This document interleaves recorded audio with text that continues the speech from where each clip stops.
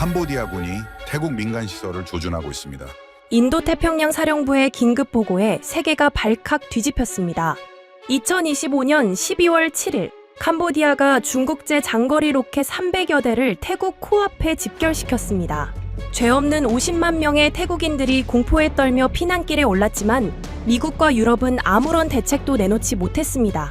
하지만 바로 그때 태국 공군기지에서 포착된 수상한 폭탄, 평범한 폭탄처럼 보였던 한국산 무기 단 20발에 상황은 순식간에 뒤집혔습니다. 공군 투입 단 72시간 만에 캄보디아 핵심 시설들이 전부 쑥대밭으로 변했고 민간인 피해 0%를 기록하며 전 세계를 큰 충격에 빠뜨렸습니다. 도대체 무슨 일이 벌어진 걸까요? 대한민국이 독자 개발한 사람을 구하는 무기. 지금 시작합니다. 구독과 좋아요로 대한민국의 밝은 미래를 응원해주세요. 한국산 무기요? 미국 무기 못 사는 가난한 나라들이 쓰는 싸구려 아닙니까? 불과 나흘 전까지만 해도 저는 상원 브리핑 자료에 이런 문장을 쓸 뻔했습니다. 한국 무기가 동남아를 더 위험하게 만든다고요. 25년 12월 7일 밤 태국, 캄보디아 국경에서 포성이 울리기 전까지는 그게 진실이라고 굳게 믿었기 때문이죠. 저는 콜린 하트먼이고 합니다. 합동화력 공중우세 평가국 국장으로 미 공군에서 30년 동안 동맹국들의 무기체계를 평가해온 사람이죠. 솔직히 말하면 한국산 무기는 언제나 평가서 맨 뒤쪽에나 언급되는 수준이었습니다. 태국 캄보디아 국경 전역에서 대규모 포격전이 재개됐다. 야간 근무자가 외치는 소리에 커피잔을 내려놓았습니다. 화면에 뜬 위성사진에는 817km에 이르는 국경선 전체가 붉은 점들로 뒤덮여 있었어요. 프레아 비헤아르 사원 인근부터 수린주, 뜨라쭈 접경까지 폭발 흔적이 점처럼 찍혀 있었죠. 캄보디아군이 BM-21이랑 중국제 PHL-3로 태국 공항과 병원을 노리고 있습니다. DIA 분석관 리사 윤이 급하게 보고했어요. 민간인 대피가 시작됐는데 규모가 수십만 명은 될 것 같습니다. 맙소사. 지난 7월에도 닷새간 교전이 있었고 10월에 미국 대통령이 중재해서 겨우 휴전했는데 2달도 안 돼서 또다시 벌어진 전투. 정확히 42일 만이었죠. 그런데 바로 그때 상황실 모니터 한쪽에 뜬 문구가 제 시선을 멈추게 했습니다. 태국 공군 F-16 한국산 KGGB 정밀 유도키트 탑재 확인. KGGB. 한국형 GPS 유도폭탄이죠. 시험평가 보고서에서만 보던 이름이 실전 투입이라는 단어와 함께 나타난 겁니다. 태국이 진이은 22년에 20발 정도 도입했다는 건 알고 있었어요. 하지만 실제로 쓸 줄은 몰랐죠. 아니, 관심도 없었습니다. 어차피 미국제 제2담에 싸구려 복사품 정도로만 생각했으니까요. 정유진 대령이 연락 왔습니다. 리사가 다시 말했어요. 방콕 주재 한국 국방무관인데 태국 공군이 KGGB를 본격적으로 운용한다고 확인해줬습니다. 저는 코웃음을 쳤죠. 한국 무기로 뭘 할 수 있겠어요? 기껏해야 몇 발 떨어뜨리고 끝나겠지. 그때까지만 해도 나흘 뒤 제가 쓸 보고서가 완전히 바뀔 거라곤 상상도 못했습니다. 프라솜 인타라라는 태국 위기관리센터 조정관이 보낸 자료가 화면에 떴어요. 국경 마을들의 위치와 피난 경로가 빨간 선으로 그어져 있었죠. 그 순간 깨달았습니다. 이번엔 뭔가 다르다는 걸요. 캄보디아가 BM-21 다연장 로켓을 전진 배치한 위치가 너무 공격적이었거든요. 태국 내륙 깊숙한 곳까지 노릴 수 있는 지점들이었습니다. 태국 국방비가 7, 80억 달러인데 캄보디아는 5억 달러도 안 되잖아요. 제가 혼잣말처럼 중얼거렸죠. 이런 전력 차이로 어떻게 싸우려는 거지? 리사가 대답했습니다. 캄보디아는 전투기가 거의 없어요. 대신 BM-21이랑 지뢰, 그리고 스캠 카지노 단지에서 나오는 검은 돈으로 버티는 거죠. 스캠 카지노. 캄보디아 국경 지역의 암적 같은 존재죠. 중국 자본과 현지 군벌이 결탁해서 운영하는 사기 도박장들입니다. 그 돈이 무기 구입에 쓰인다는 건 공공연한 비밀이었어요. JPA.com 디지털 지도에 새로운 레이어가 생성됐습니다. 한국 무기 운용 현황이라는 표시였죠. 저는 못마땅했어요. 왜 한국 무기를 따로 표시해야 하는지 이해가 안 갔거든요. 그냥 기타 동맹 무기로 분류하면 되는데 말이죠. 콜린 국장님, 상원 군사위원회 브리핑 준비하셔야 합니다. 부관이 알려왔어요. 내일 아침 긴급 화상회의가 잡혔습니다. 저는 노트북을 열고 보고서 초안을 작성하기 시작했습니다. 제목은 이렇게 적었죠. 태국 마이너스 캄보디아 교전 재개 마이너스 한국산 무기의 위험한 확산. 그때는 정말 그렇게 생각했어요. 한국이 값싼 무기를 뿌려서 동남아를 더 위험하게 만든다고요. 미국제 무기만 있었다면 이런 충돌은 일어나지 않았을 거라고 믿었죠. 30년 경력의 오만이었습니다. 정유진 대령이 추가 정보를 보내왔어요. 태국 공군이 KGGB를 선택한 건 정밀 타격 때문입니다. 민간 피해를 최소화하려는 의도가 있다고 합니다. 저는 비웃었죠. 한국 무기로 정밀 타격? 민간 피해 최소화? 그런 건 미국 무기나 할 수 있는 일이라고 생각했어요. 제이담이나 SDB 같은 미국제 정밀 유도무기만이 진짜라고 믿었으니까요. 위성사진을 확대해봤습니다. 국경선을 따라 늘어선 마을들이 보였어요. 그 사이사이로 캄보디아군의 로켓 발사대가 배치돼 있었죠. 교묘했습니다. 민간 지역을 방패로 삼은 거예요. 태국이 반격하면 민간 피해가 불가피한 구조였죠. 피난민이 벌써 10만 명을 넘었습니다. 프라솜이 업데이트를 보냈어요.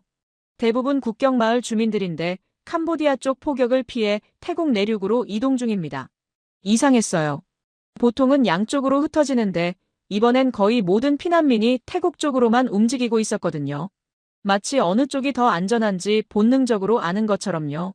저는 7월 교전 보고서를 다시 열어봤습니다.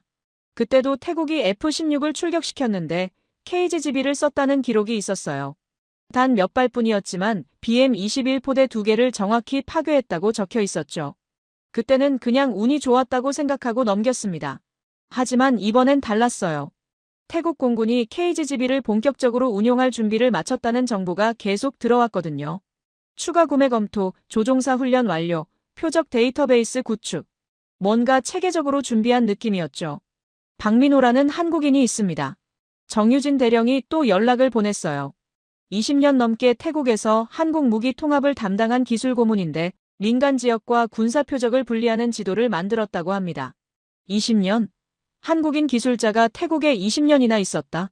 처음 듣는 얘기였어요.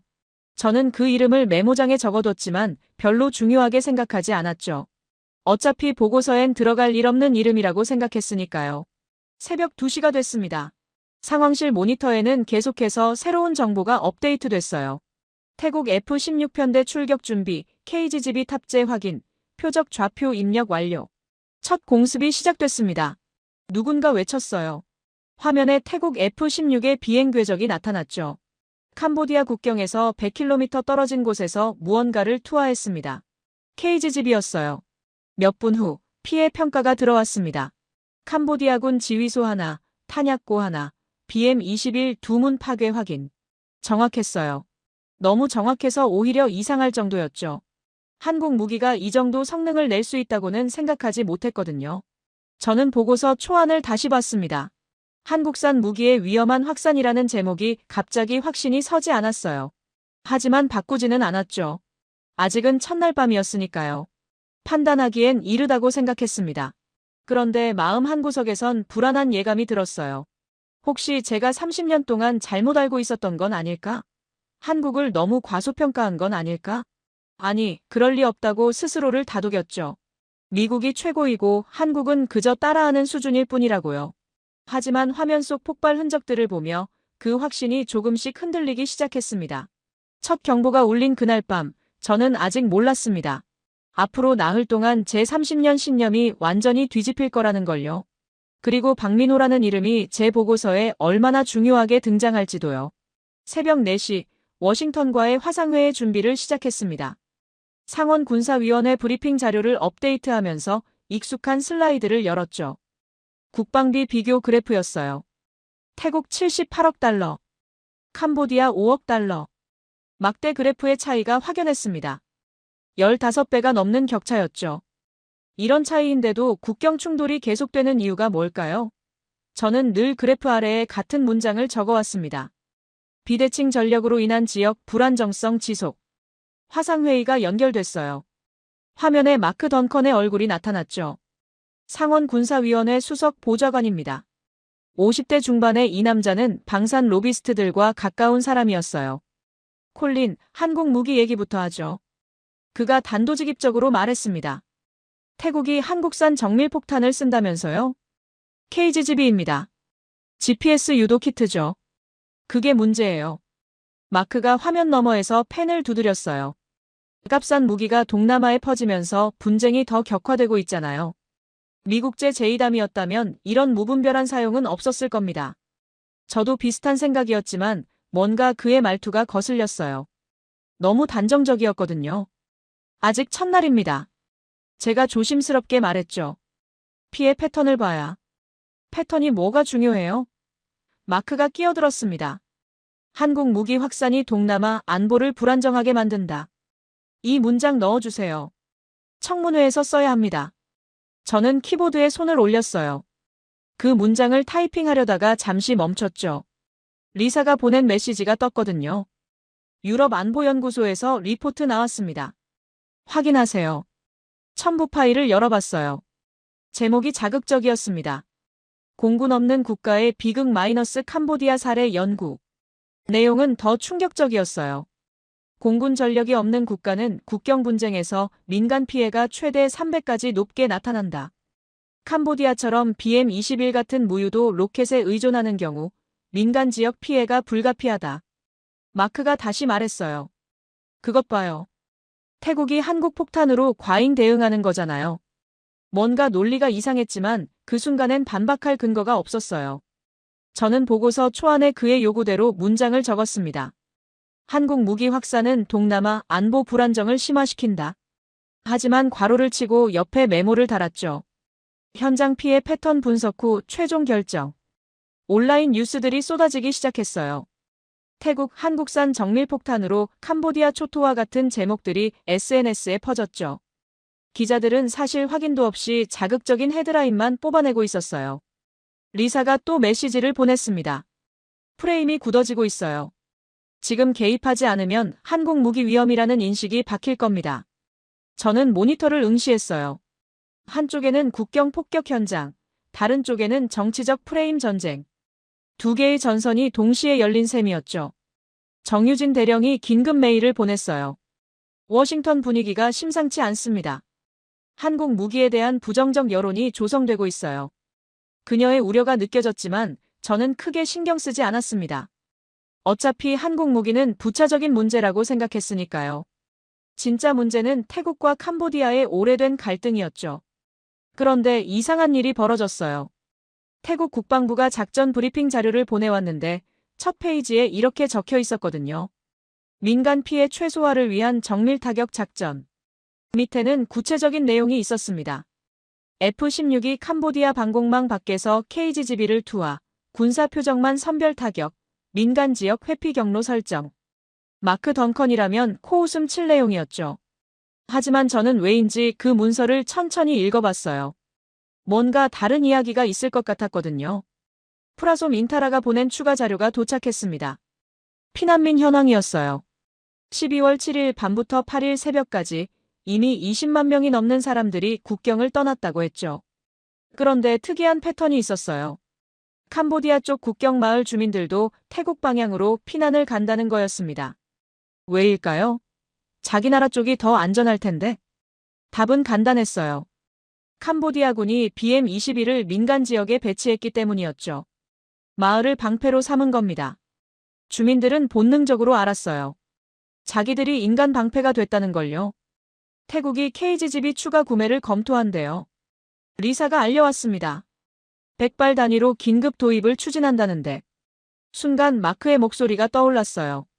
한국 무기가 퍼지면 위험하다. 하지만 정말 그럴까요?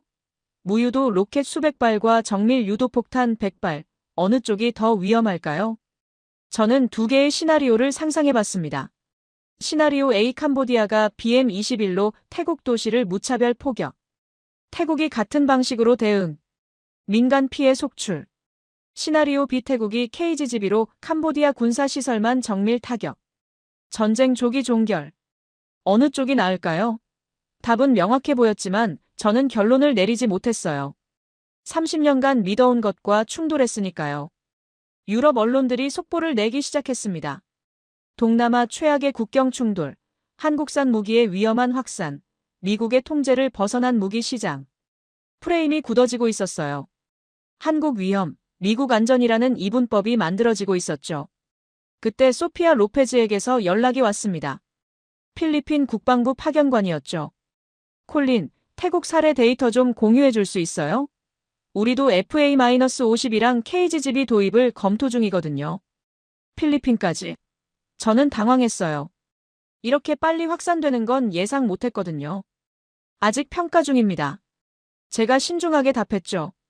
알아요. 하지만 우리도 남중국해 문제가 있잖아요. 공군력이 필요해요.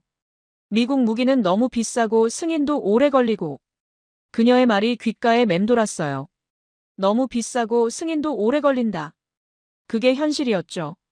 미국 무기는 최고지만 모든 나라가 살 수 있는 건 아니었어요. 그럼 그들은 어떻게 해야 할까요? 무방비로 있어야 할까요? 마크가 다시 화상회의를 요청했어요. 이번엔 더 많은 사람이 참석했죠. 국무부, 국방부, CIA까지. 한국 무기 문제를 어떻게 다룰 겁니까? 국무부 관계자가 물었어요. 제재를 검토해야 합니다. 마크가 즉답했죠. 무분별한 확산을 막아야 해요. 제재? 동맹국 무기를 제재한다고? 저는 혼란스러웠어요. 뭔가 균형이 맞지 않았거든요. 근거가 있습니까? 제가 조심스럽게 물었어요. 태국이 과잉 대응하고 있잖아요. 한국 무기 때문에. 아직 민간 피해 데이터가 나오지 않았는데. 데이터가 나올 때까지 기다리면 늦어요. 마크가 목소리를 높였습니다. 회의는 결론 없이 끝났지만 분위기는 명확했어요. 워싱턴은 한국 무기를 문제로 만들려고 했죠. 저는 보고서 초안을 다시 봤습니다. 한국 무기 확산은 동남아 안보 불안정을 심화시킨다. 이 문장이 맞는 걸까요? 아니면 정치적 프레임일 뿐일까요? 답을 찾으려면 현장을 봐야 했어요. 숫자가 아닌 실제 상황을 말이죠. 내일 태국 국방부와 화상회의 하겠습니다. 제가 리사에게 지시했어요. 현장 상황을 직접 들어보죠. 12월 8일 오전 10시 다자간 화상회의를 시작했습니다. 화면이 4개로 분할됐어요. 태국 국방부, 태국 공군기지, 방콕 위기관리센터, 그리고 예상치 못한 참석자가 하나 더 있었죠. 캄보디아 인권 변호사였습니다. 프라솜 인타라입니다. 첫 번째 화면의 남자가 인사했어요. 태국 위기관리센터 조정관이었죠. 40대 후반쯤 보이는 그의 얼굴엔 피로가 가득했습니다. 어젯밤부터 대피작전을 지휘하고 있습니다. 그가 화면 공유를 시작했어요. 태국 마이너스 캄보디아 국경 지도가 나타났죠. 빨간 점들이 촘촘히 찍혀 있었는데 각각이 피난 경로를 표시한 거였습니다. 보시는 것처럼 국경 817km 전역에서 주민 이동이 시작됐습니다. 프라솜이 지도를 확대했어요. 이 파란 구역이 지뢰지대입니다. 피난 경로를 정할 때 가장 신경 쓴 부분이죠. 지뢰지대. 캄보디아 내전의 유산이었어요. 수십 년이 지났는데도 아직 제거되지 않은 지뢰가 수백만 개나 묻혀 있었죠. 임시 대피소는 몇 개나 운영 중입니까? 제가 물었어요. 현재 32곳입니다. 하지만 부족해요. 어젯밤에만 10만 명이 넘게 이동했거든요. 두 번째 화면이 밝아졌습니다. 태국 공군 제복을 입은 남자가 나타났어요. 아누락 탄사콘 대대장입니다. 그가 경례를 했죠. F-16편대를 지휘하고 있습니다. KGB 운용에 대해 설명해 주시죠. 제가 단도직입적으로 물었어요. 아누락이 태블릿을 들어 보였습니다. 출격 로그였어요. 12월 7일 23시부터 8일 0시 30분까지 총 6소티 출격했습니다. KGB 12발 투하했고요. 표적은 캄보디아군 전방 지휘소 하나, 탄약고 2곳, BM-21 발사대 2문입니다. 제가 메모를 하는 사이 그가 덧붙였어요. 민간 지역은 완전히 피했습니다. 표적 선정 과정에서 가장 중요하게 고려한 부분이죠. 어떻게 구분했습니까? 캄보디아군이 민간 지역에 숨어 있다던데. 아누락이 잠시 망설였어요. 그러더니 다른 문서를 열었죠. 이건 비공식이지만 우리에겐 특별한 지도가 있습니다. 군사시설과 민간 마을을 구분한 지도요. 한국인 기술 고문이 수년간 만든 겁니다. 박민호. 어젯밤 정유진 대령이 언급한 그 이름이었어요. 믿을만합니까? 제가 의구심을 숨기지 않고 물었죠. 이미 7월에 검증했습니다. 정확도가 90% 이상이었어요. 세 번째 인물이 개입했습니다. 프라솜이었죠. 저도 그 지도를 봤습니다. 대피 계획 세울 때 참고했어요. 공습 예정 지역과 대피 경로가 겹치지 않도록 조율했죠. 잠깐. 제가 끼어들었어요. 공습 전에 대피 시간을 확보했다는 겁니까? 네. 최소 2시간은 확보하려고 했습니다. 프라솜이 답했어요. 물론 모든 지역에서 성공한 건 아니지만 화면 한쪽이 깜빡이더니 새로운 얼굴이 나타났습니다. 30대 후반의 여성이었어요. 르앙 솜나트입니다. 그녀가 영어로 말했어요. 캄보디아 인권 변호사죠. 국경 지역 민간 피해를 조사하고 있습니다. 분위기가 팽팽해졌어요. 태국 측 참가자들의 표정이 굳어졌죠. 무슨 목적으로 참가하신 겁니까? 제가 물었어요. 진실을 알리려고요. 르앙이 차분하게 말했습니다. 캄보디아 민간인들이 어떤 피해를 입고 있는지 말씀드리려고 합니다. 그녀가 사진을 공유했어요. 파괴된 건물들이었죠. 하지만 이상한 점이 있었습니다. 이 사진들. 제가 자세히 들여다봤어요. 위치가 어디죠? 대부분 스캄 카지노 단지 주변입니다. 르앙이 답했어요. 그리고 이건 국경 마을들이고요. 스캄 카지노. 그 악명 높은 사기 도박장들이 있는 곳이었죠. 누가 공격한 겁니까? 제가 물었어요. 르앙이 잠시 침묵했다가 말했습니다. 그게 문제예요. 일부는 태국 공습이지만 상당수는. 그녀가 말을 멈췄어요. 상당수는 뭡니까? 캄보디아군 자체 포격으로 추정됩니다. 충격적인 고백이었어요. 캄보디아군이 자국 영토를 포격했다? 왜 그런 짓을 합니까? 제가 믿을 수 없다는 듯 물었죠. 스캄 단지는 반정부 세력과 연결되어 있거든요. 이번 기회에 정리하려는 것 같습니다. 전쟁을 핑계로요. 안우락이 끼어들었어요. 그래서 우리가 더 신중했던 겁니다. 민간 피해를 우리 책임으로 돌릴 게 뻔하니까요. 르앙이 고개를 끄덕였습니다. 맞아요. 실제로 캄보디아 정부는 모든 피해를 태국 공습 탓으로 돌리고 있죠. 제가 데이터를 확인했어요. 캄보디아 측 사상자 중 70%가 민간인이었습니다. 반면 태국 측은 대부분이 군인이었죠. 왜 이런 차이가 날까요? BM21의 정확도가 얼마나 됩니까? 제가 르앙에게 물었어요. 사실상 없다고 봐야죠. 그냥 방향만 맞춰서 쏘는 수준이에요. 40발을 한 번에 쏴서 1제곱킬로미터를 초토화시키는 무기니까요. 그럼 민간 피해는 필연적이네요. 네. 그래서 더 문제입니다. 르앙이 한숨을 쉬었어요. 캄보디아 정부는 그걸 알면서도 민간 지역 근처에 BM21을 배치했어요. 프라솜이 자료를 추가로 공유했습니다. 피난민 이동 경로였는데 특이한 패턴이 보였어요. 보세요. 그가 지도를 가리켰죠. 캄보디아 쪽 주민들도 태국으로 넘어오고 있습니다. 자기 정부군을 더 무서워하는 거예요. 숫자가 충격적이었어요. 전체 피난민 중 30%가 캄보디아 국민이었습니다. 우리가 받아주고 있습니다. 프라솜이 말했어요. 인도적 차원에서요. 하지만 캄보디아 정부는 이것도 태국의 납치라고 선전하고 있죠. 제 머릿속이 복잡해졌어요. 단순한 선악 구도가 아니었던 겁니다.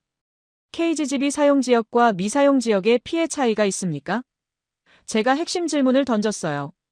안우락이 즉답했습니다. 확실히 있습니다. KGB로 타격한 곳은 군사시설만 파괴됐어요. 주변 민간은 대부분 무사했고요. 하지만 일반 포병이나 로켓이 떨어진 곳은 그가 사진을 보여줬어요. 마을 전체가 폐허가 된 모습이었죠. 이게 차이입니다. 안우락이 강조했어요. 정밀 타격과 무차별 포격의 차이요. 르앙이 끼어들었습니다. 저는 모든 폭탄을 반대합니다. 하지만 인정해야 할 건 인정해야죠. 이번에 우리 쪽 민간 피해가 예상보다 적었어요. 특히 태국이 KGB를 쓴 지역은요. 그녀의 고백이 의외였어요. 캄보디아 인권 변호사가 태국 무기를 옹호하다니. 그래도 폭탄은 폭탄이에요. 르앙이 다시 말했어요. 다만 이번 경험으로 알게 됐죠. 어떤 폭탄은 다른 폭탄보다 덜 잔인할 수 있다는 걸요. 프라솜이 끼어들었습니다. 사실 가장 중요한 건 사전 조율이었어요. 공습 지역과 시간을 미리 알았기 때문에 대피가 가능했죠. 그 한국인 기술 고문이 만든 시스템 덕분입니다. 또 박민호였어요. 계속해서 그 이름이 나왔죠. 그 사람이 뭘 했길래 그렇게 신뢰하는 겁니까? 제가 물었어요. 안우락이 대답했습니다. 20년이에요. 20년 동안 태국에 있으면서 표적 데이터베이스를 만들었어요. 위성사진, 현장조사, 주민증언을 모두 종합해서요. 20년? 제가 놀랐어요. 파견 근무가 그렇게 길 수 있나요? 파견이 아닙니다. 프라솜이 정정했어요. 본인이 남기를 선택한 거예요. 한국 회사는 몇 번이나 바뀌었는데 그는 계속 남아 있었죠. 왜? 무엇 때문에? 질문이 꼬리를 물었지만 지금은 그게 중요한 게 아니었어요. 민간 피해 통계를 정리해 주십시오. 제가 르앙에게 부탁했어요. KGGB 사용 지역과 미사용 지역을 구분해서요. 이미 하고 있어요. 그녀가 파일을 공유했습니다. 아직 초기 데이터지만 패턴은 명확해요. 숫자들이 화면에 떴어요. KGGB 사용 지역의 민간 사상자 비율은 5% 미만. BM21 포격 지역은 60% 이상. 이 정도 차이라니. 제가 중얼거렸어요. 그래서 제가 여기 참여한 겁니다. 르앙이 말했어요. 국제사회가 진실을 알아야 해요. 누가 어떤 무기로 무엇을 노리고 있는지를요. 화상회의가 끝나갈 무렵 프라솜이 마지막으로 한 장의 사진을 보여줬어요. 이게 어제 찍은 겁니다. 사진 속엔 끝없는 인파가 있었어요. 남녀노소 할 것 없이 보따리를 들고 걷는 사람들이었죠. 배경엔 연기가 피어오르는 국경 마을이 보였습니다. 50만 명입니다. 프라솜이 말했어요. 지금까지 집을 떠난 사람이 50만 명이에요. 50만. 숫자로는 그저 통계였지만 사진으로 보니 달랐어요. 한 명 한 명이 다 사람이었죠. 가족이 있고 집이 있던 사람들. 전쟁을 빨리 끝내야 합니다. 안우락이 말했어요. 그래서 정밀 타격을 선택한 거예요. 길게 끌면 더 많은 사람이 죽으니까요. 르앙이 고개를 끄덕였습니다. 동의해요. 전쟁이 길어질수록 민간인이 더 고통받아요. 특히 우리처럼 공군이 없는 나라는요. 회의를 끝내고 저는 한동안 빈 화면을 응시했습니다. 머릿속엔 온갖 생각이 뒤엉켜 있었어요. 한국 무기가 위험하다. 정말 그럴까요? 아니면 그 무기를 어떻게 쓰느냐가 중요한 걸까요? 리사가 메시지를 보냈어요. 어떠셨어요? 복잡합니다. 제가 짧게 답했죠. 마크 던컨한테 뭐라고 보고하실 거예요? 좋은 질문이었어요. 상원군사위원회는 간단 명료한 답을 원했죠. 한국 무기는 위험하다 혹은 안전하다. 하지만 현실은 그렇게 단순하지 않았습니다. 저는 보고서 초안을 다시 열었어요. 한국 무기 확산은 동남아 안보 불안정을 심화시킨다. 이 문장이 점점 불편해졌습니다. 뭔가 빠진 게 있었어요. 중요한 뭔가가 말입니다. 12월 8일 저녁 9시 태국 국방부에서 암호화된 문서가 도착했습니다. 작전계획 요약본이었어요. 보통은 동맹국이라도 이런 문서를 쉽게 공유하지 않는데 이번엔 달랐죠. 미국의 압력을 의식한 것 같았습니다. 첫 페이지를 열자마자 눈에 들어온 문구가 있었어요. 작전명 신속 마비. 단순한 보복 공격이 아니었던 겁니다. 뭔가 체계적인 계획이 있었어요. 문서를 읽어내려갔습니다. 캄보디아군 BM-21 및 PHL-03 장거리 로켓 전진 배치 확인. 스캄 단지 및 카지노를 거점으로 한 군사 마이너스 범죄 복합 네트워크 가동. 그 다음 문장이 핵심이었죠. 지휘체계, 탄약 저장소, 장거리 화력 우선 제거. 전쟁 수행 능력 조기 마비 목표. 리사가 제 어깨 너머로 문서를 봤어요. 이거. 교과서적인 전략이네요. 맞았습니다. 이건 미 공군이 이라크에서 썼던 전략과 비슷했어요. 적의 전쟁 수행 능력을 빠르게 무너뜨려 장기전을 막는 거죠. 근데 왜 KGGB를 쓰는 거죠? 리사가 물었어요. 태국은 미국제 무기도 많이 가지고 있잖아요. 답은 문서 다음 장에 있었습니다. KGGB 사거리 약 100km. F-16이 캄보디아 방공 위협 반경 밖에서 투하 가능. 조종사 손실 위험 최소화. 실용적인 선택이었어요. 미국제 제2단보다 사거리가 길었거든요. 게다가 가격도 훨씬 저렴했고 태국이 이미 보유하고 있었으니까요. 부록 페이지를 넘기다가 저는 멈춰섰습니다. A3 크기로 접힌 지도가 있었거든요. 제목이 특이했어요. 군사표적 및 민간 거주구역 분리도 버전 23.7. 지도는 놀라울 정도로 상세했습니다. 국경전 지역이 색깔별로 구분되어 있었어요. 빨간색은 확인된 군사시설, 노란색은 의심 지역, 초록색은 순수 민간 지역. 각 표시마다 메모가 달려 있었죠. 2023년 3월 위성 확인, 2024년 8월 주민 증언, 2025년 5월 드론 정찰 같은 식으로요. 지도 하단에 서명이 있었습니다. 박민호, LIGNX1 수석 기술 고문. 그 밑에 날짜들이 길게 이어져 있었습니다. 2003년부터 2025년까지 무려 22년간 업데이트된 지도였던 거예요. 22년? 리사가 놀랐어요. 한 사람이 22년 동안 이 지도를 만들었다고요? 저도 믿기 어려웠습니다. 방산 기술자가 20년 넘게 한 나라에 머물며 이런 작업을 한다? 도대체 왜? 문서 다음 장에 설명이 있었어요. 기본 지도는 민간 피해 최소화를 위한 표적 선정 기준으로 활용. 2025년 7월 교전 시 유효성 검증 완료. 7월 교전. 그때 태국이 KGB를 처음 실전했었던 때였죠. 그리고 민간 피해가 예상보다 적었다는 보고가 있었어요. 안우락 대령의 추가 메모가 첨부되어 있었습니다. 손글씨였어요. 박민호 고문의 지도 덕분에 우리는 선택적 타격이 가능했다. 군사 목표만 정확히 노릴 수 있었고 민간 지역은 피할 수 있었다. 이것이 KGB를 선택한 진짜 이유다. 저는 의자에 기대어 앉았습니다. 머릿속이 복잡했어요. 마크 덩컨은 한국 무기가 무분별한 폭격의 도구라고 했죠. 하지만 이 문서를 보면 정반대였어요. 오히려 더 정밀하고 선택적인 타격을 위한 도구였던 겁니다. 프라솜이 보낸 추가 자료가 도착했습니다. 대피 계획과 공습 계획을 겹쳐놓은 시간표였어요. 06시- 민간 대피 경보 발령. 08시- 대피 확인. 08시 30분- F-16 출격. 09시- KGB 투하. 최소 2시간의 대피 시간을 확보하려 했던 거예요. 물론 모든 지역에서 계획대로 된 건 아니었지만 노력은 분명했습니다. 이거 보세요. 리사가 다른 문서를 찾아냈어요. 캄보디아군 작전 패턴 분석이에요. 내용이 충격적이었습니다. 캄보디아군은 의도적으로 민간 지역에 군사 장비를 배치했어요. 학교, 병원, 시장 근처에 BM-21을 숨겼죠. 인간 방패 전술이었습니다.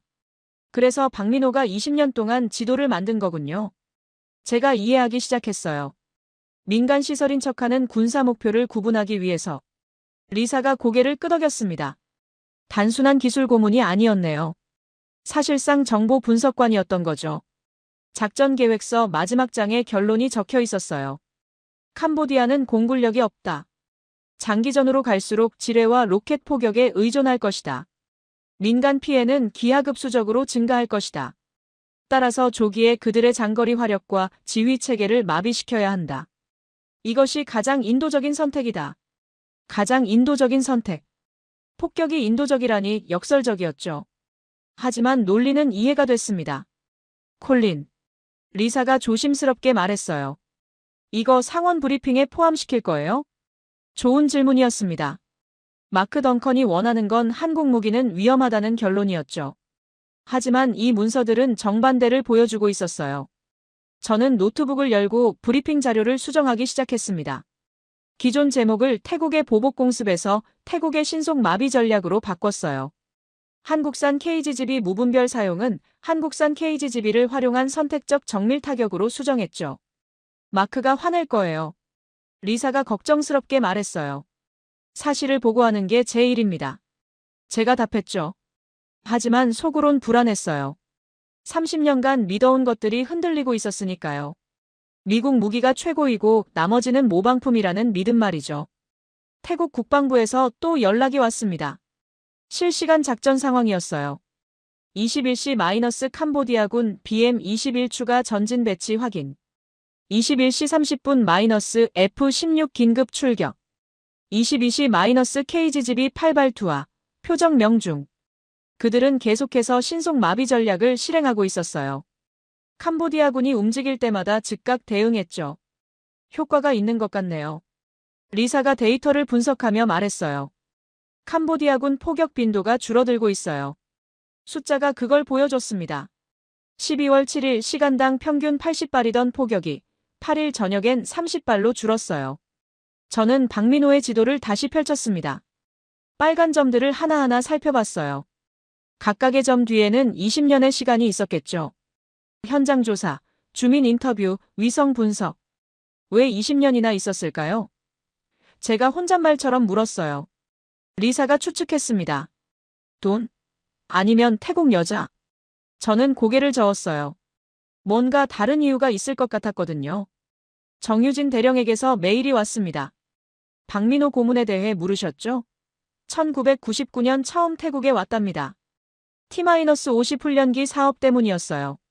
그 후로 계속 있었고요. KT-1, T-50, FA-50, K9, 그리고 KGGB까지 모든 한국 무기 도입에 관여했답니다. 1999년. 26년 전이었어요. 재미있는 건 정유진이 계속 썼어요.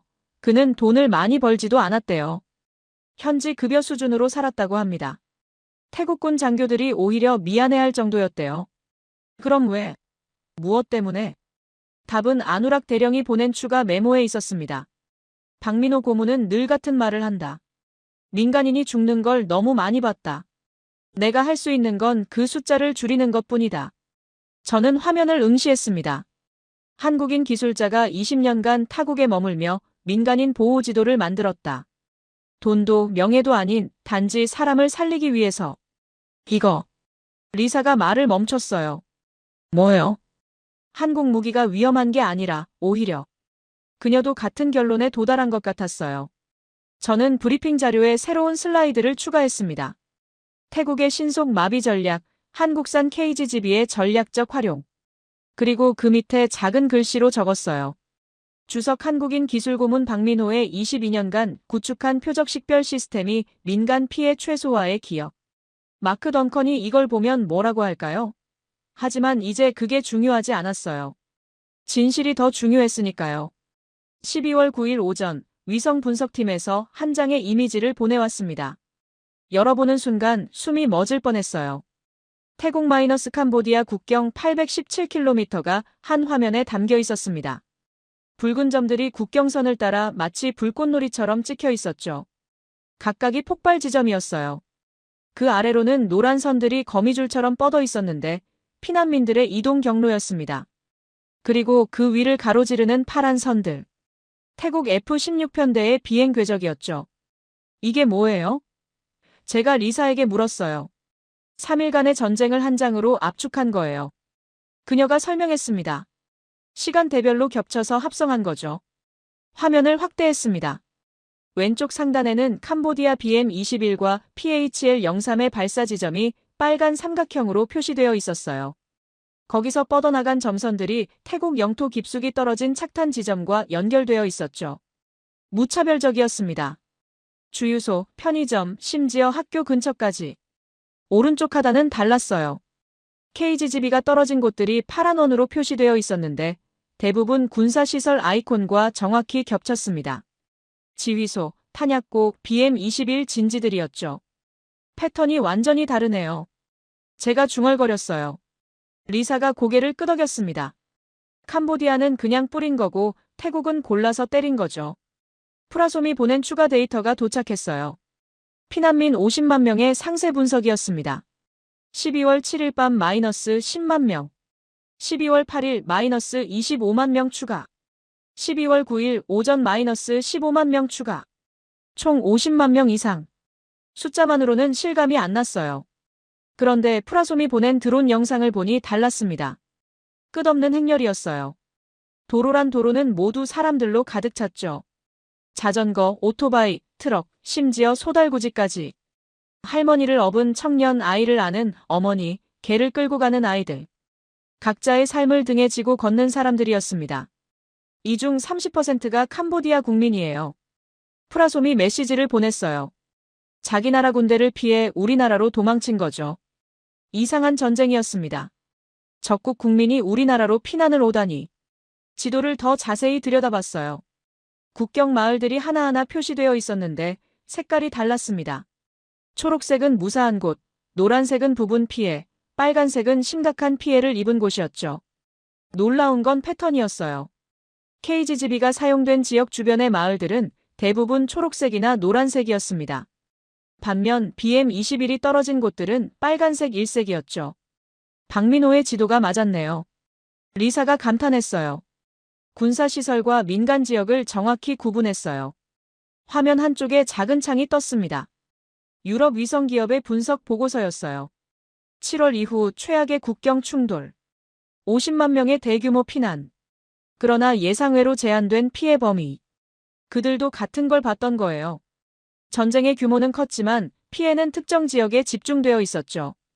저는 F-16의 비행 궤적을 따라가 봤습니다. 재미있는 걸 발견했어요.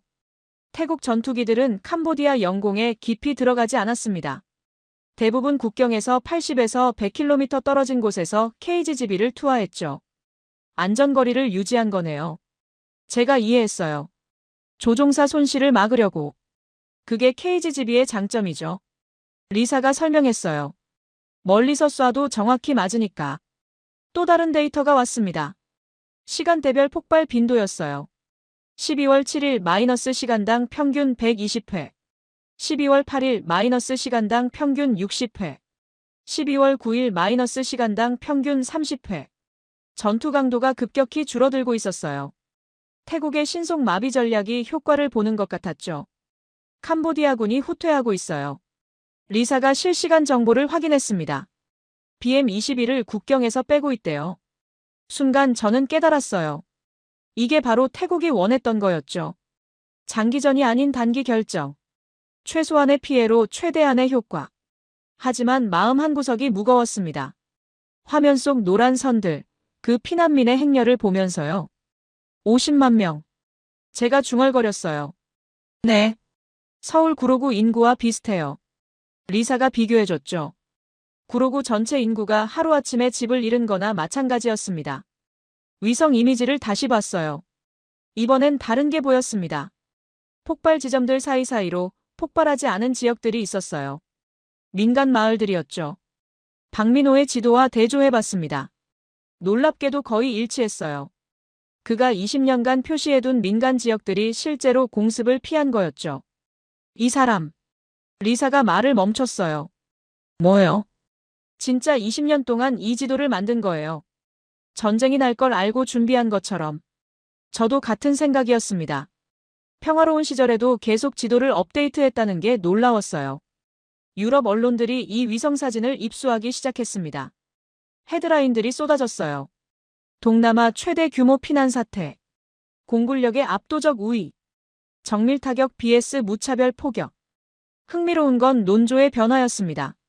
처음엔 한국 무기의 위험한 확산이라고 했던 언론들이 이제는 정밀 타격의 효과를 얘기하기 시작했어요. 프레임이 바뀌고 있네요.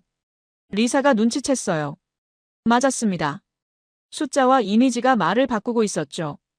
저는 상원 브리핑 자료를 수정했습니다. 이 위성 이미지를 첫 페이지에 넣었어요. 제목은 이렇게 달았죠. 공군이 있는 나라와 없는 나라.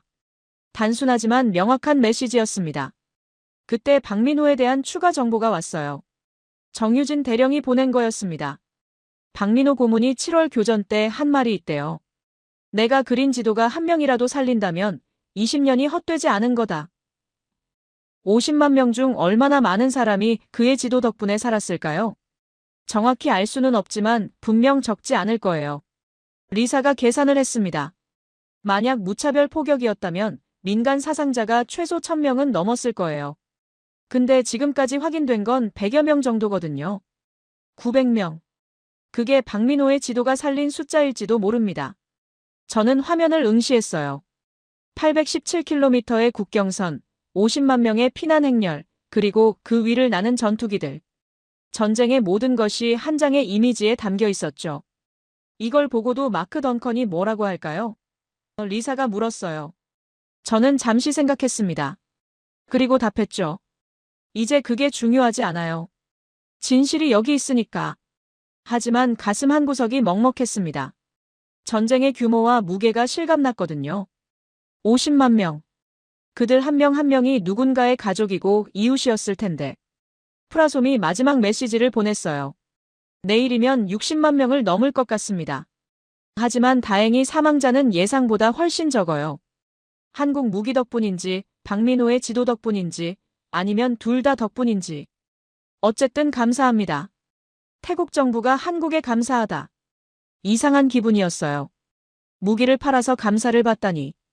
하지만 이제 조금은 이해가 됐습니다. 그들이 감사한 건 무기가 아니었어요. 무기와 함께 온 철학, 민간인을 보호하려는 노력, 그리고 20년을 바친 한 사람의 헌신이었죠. 저는 보고서에 마지막 문장을 추가했습니다. 전쟁에서 중요한 건 무기의 위력이 아니라 그것을 어떻게 쓰느냐다. 12월 9일 밤 11시, 저는 결심했습니다. 프레임이 아니라 숫자로 말해야 할 때라고. 리사, KGB 사용구역과 비사용구역의 민간 피해를 정확히 비교해주세요. 제가 지시했어요. 감정 빼고 정치 빼고 오직 데이터만요. 그녀는 밤새 작업했습니다. 태국 위기관리센터, 캄보디아 인권단체, UN 현장조사팀, 상업위성회사들의 자료를 모두 모았죠. 12월 10일 새벽 6시 결과가 나왔어요. 엑셀 시트가 화면에 떴습니다. 역시 숫자들이 명확했어요. KGB 사용구역 마이너스 민간 사상자 비율 3%, 일반 포격구역 마이너스 민간 사상자 비율 68%, BM21 로켓구역 마이너스 민간 사상자 비율 73%. 20배 차이네요. 리사가 놀랐어요. 저도 예상은 했지만 이 정도일 줄은 몰랐습니다. KGB가 떨어진 곳에서는 100명 중 3명만 민간인이었는데 BM21이 떨어진 곳에서는 73명이 민간인이었던 거예요. 이유가 뭘까요? 제가 물었어요. 리사가 세부 분석을 보여줬습니다. 첫째, 표적 정확도예요. KGB는 오차 범위가 10m 이내인데 BM21은 수백 미터예요. 둘째, 박민호의 지도 덕분에 군사시설과 민간 지역을 정확히 구분했고요. 셋째, 대피 시간을 확보했죠. 세 가지가 합쳐진 결과였어요. 정밀 무기, 정확한 정보, 그리고 민간 보호 의지. 그런데 이상한 게 있어요. 리사가 다른 데이터를 보여줬어요. 캄보디아 정부 발표와 실제 피해가 안 맞아요. 캄보디아는 민간 사망자가 1000명이 넘는다고 발표했지만 실제로는 200명 정도였습니다. 그것도 대부분이 캄보디아군 자체 포격 지역에서 발생했고요. 선전전이네요. 제가 이해했어요. 국제 여론을 자기들 쪽으로 끌려는 거죠. 그때 소피아 로페즈가 연락을 해왔어요. 필리핀 국방부 파견관이었죠. 콜린, 태국 데이터 봤어요. 인상적이네요. 뭐가요? KGB의 효과요. 우리도 남중국해 문제가 있잖아요. 중국 해경이 계속 도발하는데 우리는 마땅한 대응 수단이 없어요. 그녀의 목소리엔 갈급함이 있었어요. 그래서요? FA-50 전투기, KGB, K9 자주포, 천무 다연장, 천공-2 방공 시스템. 한국 패키지를 통째로 도입하려고 해요. 한국 패키지. 처음 듣는 표현이었어요. 왜 미국 무기는 안 사요? 제가 물었죠. 소피아가 한숨을 쉬었어요. F-35요? 한 대에 1억 달러가 넘어요. 승인받는 데만 5년 걸리고 유지비는 또 얼마나 드는지. 우리 같은 나라는 꿈도 못 꿔요. 현실이었죠. 모든 나라가 미국 무기를 살 수 있는 건 아니었어요. 한국 무기는 어때요? 제가 물었어요. FA-50은 3천만 달러예요. F-35의 3분의 1 가격이죠. 성능은 70% 정도지만 우리에겐 충분해요. 게다가 한국은 기술 이전도 해주고 현지 생산도 허용해요. 심지어 정비 교육까지 패키지로 제공하죠. 무기만 파는 게 아니라 능력을 키워주는 거예요. 순간 머릿속에서 뭔가 연결됐습니다. 한국이 파는 건 단순한 무기가 아니었어요. 시스템이었죠. 무기, 훈련, 정비, 그리고 철학까지. 박민호 같은 사람도 보내주나요? 제가 물었어요. 그게 핵심이에요. 소피아가 흥분했어요. 한국은 장기 파견 기술 고문을 보내줘요. 현지에서 함께 고민하고 해결책을 찾아주는 사람들이죠. 저는 보고서를 다시 봤습니다. 한국 무기 확산은 동남아 안보 불안정을 심화시킨다. 이 문장이 얼마나 틀렸는지 이제 확실해졌어요. 키보드에 손을 올렸습니다. 백스페이스 키를 길게 눌렀어요. 문장이 지워졌죠. 새로 썼습니다. 공군력, 정밀 타격 능력, 민간 보호. 교범을 함께 제공하는 한국식 패키지는 공군이 없는 국가들에게 새로운 선택지를 제공한다. 리사가 제 어깨 너머로 봤어요. 마크 던컨이 발작할 거예요. 그럼 데이터를 보여주죠. 제가 단호하게 말했어요. 다음 문장을 추가했습니다.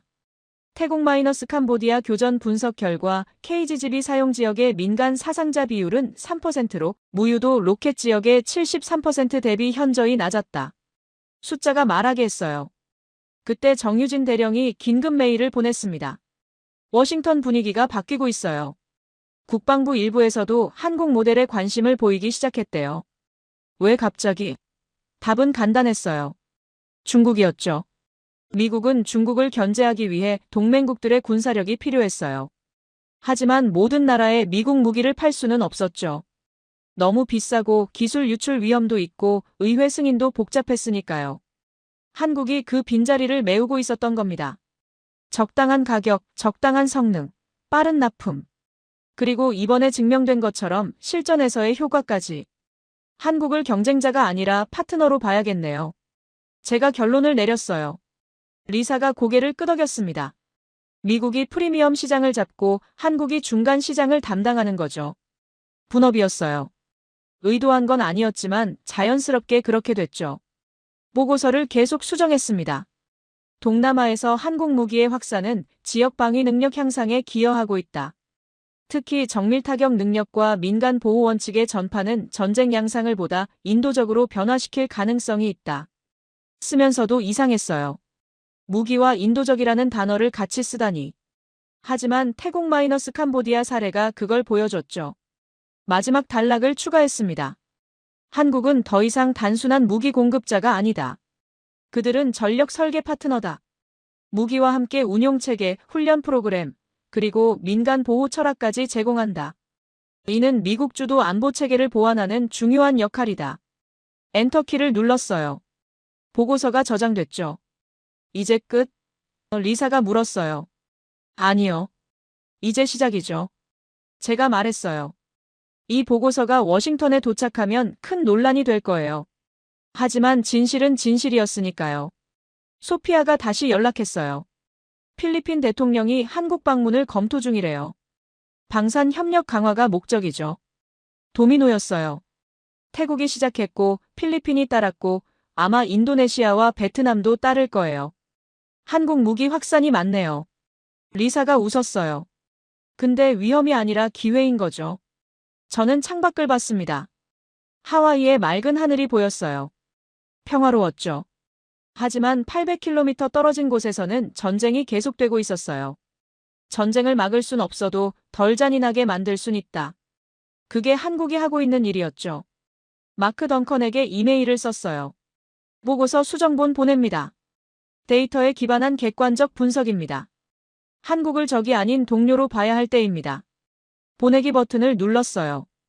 이제 그의 반응을 기다리는 일만 남았죠. 하지만 뭐라고 하든 저는 바꾸지 않을 거예요. 숫자가 말하고 있으니까요. 한국이 더 이상 하청이 아니라는 걸. 12월 10일 아침 7시 국제안보연구소에 긴급 브리핑이 도착했습니다. 브뤼셀에서 밤새 작성한 문서였어요. 제목부터 달랐습니다. 태국 캄보디아 교전 정밀 타격의 교과서적 사례. 첫 문장을 읽었어요. 태국은 공군력과 정밀 타격 능력을 활용해 장기 지상전을 회피했다. 지휘소, 탄약고, 장거리 화력의 피해를 집중시켜 캄보디아군의 전쟁 수행 능력을 사흘 만에 마비시켰다. 그 다음 문장이 중요했죠. 이 과정에서 동맹국 한국의 정밀 유도 무기가 군사 표적에 대한 피해 집중에 기여했다. 기여했다. 단순한 단어 같지만 국제안보연구소가 한국 무기를 공식적으로 인정한 거였어요. 리사가 흥분했습니다. 이거 큰일이에요. 유럽이 한국을 인정한 거잖아요. 맞았어요. 유럽은 늘 미국과 자기들 무기만 최고라고 여겼거든요. 그런데 이번엔 달랐죠. 유럽 유력 일간지들의 기사가 쏟아지기 시작했습니다. 르몽드는 7월 이후 최악의 국경 충돌, 그러나 예상보다 빠른 종결이라는 제목을 뽑았고, 가디언은 공군 없는 국가의 비극을 다뤘죠. 독일 슈피겔은 아예 아시아의 새로운 방산 강국, 한국이라고 썼어요. 논조가 완전히 바뀌었어요. 사흘 전만 해도 한국 무기의 위험한 확산이라고 했던 언론들이었는데요. 군사 전문 매체 디펜스 뉴스가 특집 기사를 냈습니다. 동남아 전장에서 검증된 한국산 KGB의 의미라는 제목이었어요. 기사엔 안우락 대령의 인터뷰가 실려 있었죠. KGB 덕분에 우리는 조종사를 위험에 빠뜨리지 않고도 정밀 타격이 가능했다. 가격 대비 성능이 뛰어나다. 그 옆엔 필리핀 국방부 관계자 코멘트도 있었어요. 우리도 한국 패키지 도입을 적극 검토 중이다. FA-50 KGB, K9, 천무, 1001을 통합 운용할 계획이다. 한국 패키지. 어제 소피아가 쓴 표현이 벌써 공식 용어가 되고 있었어요. 그때 CNN 속보가 떴습니다. 르앙 솜나트의 인터뷰였어요. 화면에 그녀의 지친 얼굴이 나타났죠. 국경 근처 임시 대피소를 배경으로 서 있었어요. 당신은 캄보디아 인권 변호사로서 태국의 공습을 어떻게 평가합니까? 기자가 물었어요. 르앙이 잠시 침묵했다가 말했습니다. 저는 여전히 어떤 폭탄도 좋아하지 않아요. 당연한 대답이었죠. 그런데 그녀가 이어서 한 말이 충격적이었어요. 그러나 이번에 몇몇 마을은 예전만큼 무너지지 않았습니다. 기자가 놀랐어요. 무슨 뜻입니까? 국경 마을 뿌라삿을 아시나요? 2011년에도 포격받았고 2013년에도 2019년에도 당했어요. 매번 마을 전체가 폐허가 됐죠. 집 한 채 남김없이 다 무너졌어요. 그녀가 숨을 고르고 계속했어요. 그때 민간인 사망률이 얼마였는지 아세요? 80%가 넘었어요. 10명 중 8명이 민간인이었단 말이에요. 2019년엔 조금 나아져서 77%였죠. 그래도 여전히 너무 높았어요. 카메라가 마을을 비췄습니다. 병영과 탄약고가 있던 자리는 구멍이 났지만 주변 집들은 멀쩡했죠. 이번엔 달라요. 르앙이 목소리를 높였어요. 23%예요. 처음으로 민간인보다 군인 사상자가 더 많았어요. 이게 무슨 의미인지 아시나요? 기자가 답을 기다렸죠. 전쟁이 조금 덜 잔인해졌다는 거예요. 여전히 끔찍하지만 예전보다는 덜 끔찍해졌어요. 그녀의 증언이 무거웠습니다. 캄보디아 편에서 싸우는 사람이 태국을, 그것도 한국 무기 사용을 간접적으로 인정한 거였으니까요. 한국 무기 때문이라고 생각하십니까? 기자가 물었어요. 르앙이 고개를 저었습니다. 무기 자체는 중요하지 않아요. 중요한 건 그걸 어떻게 쓰느냐죠. 태국이 민간 지역을 피하려고 노력한 건 인정해야 해요. 그리고 그녀가 잠시 멈췄어요. 그리고 그 한국인 기술자 말이에요. 20년 동안 우리 마을들을 조사하고 다녔다는 사람. 처음엔 스파이인 줄 알았어요. 그런데 아니었죠. 그는 민간 마을과 군사시설을 구분하는 지도를 만들고 있었대요. 그 지도 덕분에 우리 마을 사람들이 살았어요. 인터뷰가 끝나자 리사가 말했어요. 박민호가 영웅이 되고 있네요. 맞았어요. 이름 없던 기술자가 국제뉴스의 주인공이 되고 있었죠. 국제안보연구소가 추가 자료를 보냈습니다. 연구소장이 직접 쓴 논평이었어요. 과거 4차례 교전을 분석한 결과 이번 교전의 민간 피해가 획기적으로 감소했다. 이는 단순히 무기 성능의 차이가 아니다. 표적 식별, 사전 대피, 정밀 타격이 결합된 시스템의 승리다. 특히 주목할 점은 이 시스템을 한국이 제공했다는 사실이다. 그는 계속 썼어요. 한국은 무기만 파는 게 아니라 철학을 팔았다. 민간 보호라는 원칙과 함께 기술을 전파한 것이다. 이는 국제방산 시장의 새로운 기준을 제시한다. 소피아가 메시지를 보냈어요. 필리핀 대통령이 결정했대요. 내년에 한국 방문해서 방산 협력 양해각서 체결한대요. 베트남도 움직이기 시작했습니다. 하노이 주재 한국 대사관에 문의가 폭주한대요. 정유진 대령이 알려왔어요. 도미노 효과가 시작됐어요. 태국의 성공 사례를 본 동남아 국가들이 줄을 서기 시작한 거죠. 미국 내에서도 분위기가 바뀌고 있었어요. 국방부 동아시아 담당관이 비공식 브리핑에서 이렇게 말했대요. 한국의 역할을 재평가해야 한다. 그들은 우리가 할 수 없는 일을 하고 있다. 적당한 가격에 적당한 성능의 무기를 제공하면서도 민간 보호 원칙을 지키도록 교육한다. 이는 미국의 안보 목표와도 부합한다. 마크 던컨조차 입장을 바꿨어요. 그가 보낸 메일을 봤죠. 콜린, 당신이 옳았어요. 한국을 동료로 봐야겠네요. 상원 브리핑 때 그렇게 말하겠습니다. 저녁이 되자 주요 언론사들이 일제히 사설을 냈어요. 파이낸셜 타임스는 아시아 방산의 새로운 축이라는 제목으로 한국을 다뤘고, 워싱턴 포스트는 정밀 타격의 민주화라는 흥미로운 표현을 썼죠. 가장 인상적인 건 이코노미스트의 분석이었어요. 한국은 중간 기술 국가들의 롤모델이 되고 있다. 최첨단은 아니지만 충분히 좋은 기술을 합리적 가격에 제공하면서도 윤리적 기준을 포기하지 않는다.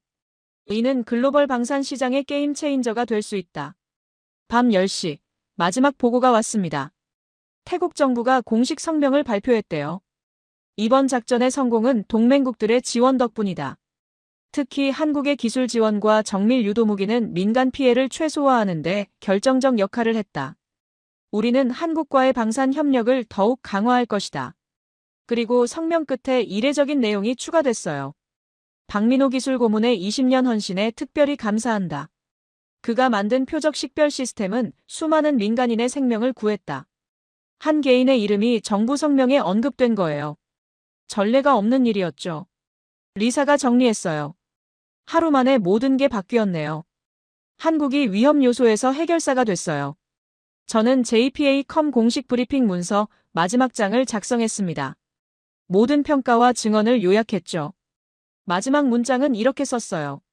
한국은 더 이상 값싼 대체제를 파는 나라가 아니다. 정밀 타격 능력과 민간 보호 원칙을 함께 전파하는 책임 있는 파트너다. 저는 펜을 내려놓았어요. 30년 만에 처음으로 한국이라는 이름 앞에서 편견을 내려놓았죠. 2025년 12월 11일 오후 2시. 저는 하와이 인도태평양 사령부 사무실에서 2개의 문서를 나란히 놓고 보고 있었습니다. 왼쪽은 나흘 전 작성했던 초안이었어요.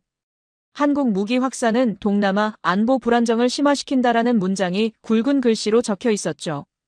그때만 해도 저는 이게 진실이라고 확신했어요. 30년 경력이 그렇게 말하고 있었으니까요. 오른쪽은 방금 완성한 긴급평가 보고서였습니다. 결론 부분에 이렇게 적혀 있었어요. 공군력, 정밀타격 능력, 민간 보호 교범을 함께 제공하는 모델은 공군이 없는 나라가 장기 포격전과 지뢰전에만 의존하지 않도록 하는 하나의 선택지가 될 수 있다. 동남아에서 이 모델을 실제로 구현한 나라 중 하나가 한국이다. 나흘. 단 나흘 만에 제 관점이 180도 바뀐 거예요. 리사가 들어왔습니다. 최종 보고서 다 쓰셨어요? 거의요.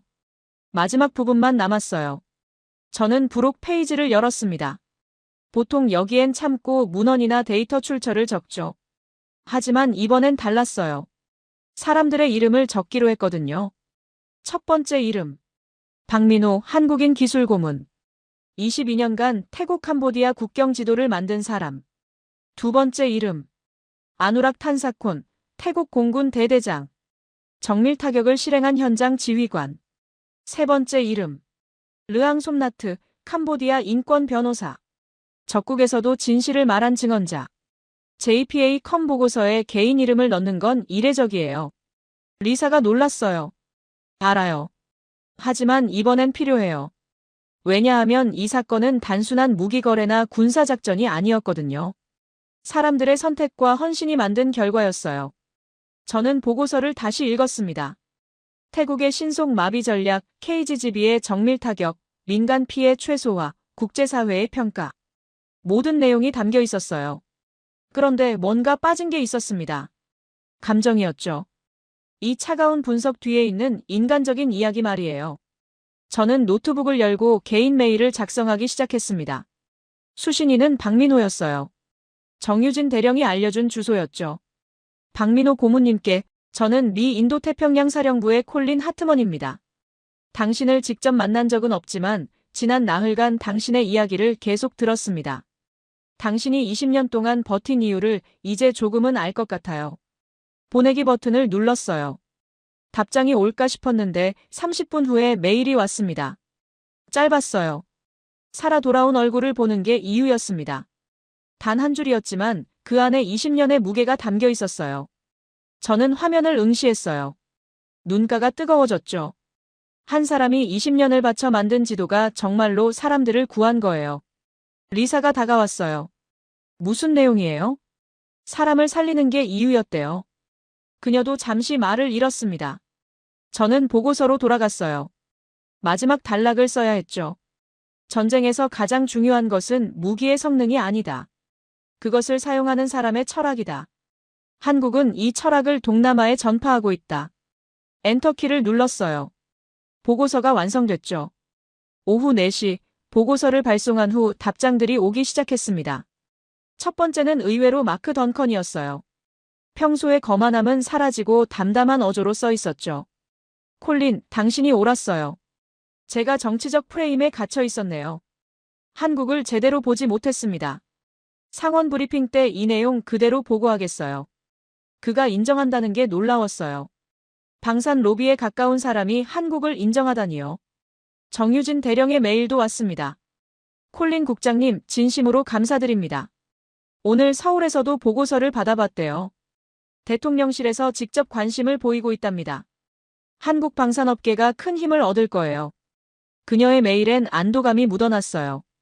나흘 동안 얼마나 마음을 졸였을까요? 필리핀의 소피아는 흥분을 감추지 못했습니다. 전화를 걸어왔어요. 콜린, 보고서 봤어요. 우리 대통령이 내년 3월에 서울 방문을 확정했대요. 한국과 포괄적 방산 협력을 논의할 거예요. FA-50, KGGB, K9, 천무, 천궁이. 전부 다요. 태국의 프라솜도 연락이 왔어요. 음성 메시지였죠. 박민호 고문 얘기 들으셨어요? 우리 정부가 외국인 최고 등급 훈장을 수여하기로 했어요. 20년 만에 처음이래요. 훈장. 작은 메달 하나지만 그 안에 담긴 의미는 컸죠. 저녁이 되자 언론들이 제 보고서를 인용하기 시작했어요. CNN 앵커가 특집 방송에서 이렇게 말했죠. 오늘 미 인도태평양 사령부가 발표한 보고서가 국제방산계에 파장을 일으키고 있습니다. 한국을 단순한 무기 수출국이 아닌 전략적 파트너로 규정한 것은 냉전 이후 처음입니다. 화면에 박민호의 사진이 떴어요. 언제 찍었는지 모를 오래된 사진이었죠. 평범한 중년 남자였어요. 하지만 앵커는 그를 특별하게 소개했습니다. 특히 주목할 점은 한 개인의 역할입니다. 박민호라는 한국인 기술자가 20년간 만든 표적 식별 지도가 수백 명의 민간인을 구했다는 평가입니다. 밤 9시, 저는 상황실을 나섰습니다. 하와이의 밤 공기가 시원했어요. 리사가 물었어요. 후회 없으세요? 30년 믿음을 바꾼 거잖아요. 저는 고개를 저었어요. 오히려 다행이에요. 늦기 전에 깨달아서. 한국을 어떻게 보세요, 이제? 잠시 생각했습니다. 그리고 답했죠. 동료요. 함께 갈 동료. 집으로 돌아가는 길, 저는 휴대폰으로 한국 뉴스를 검색해봤어요.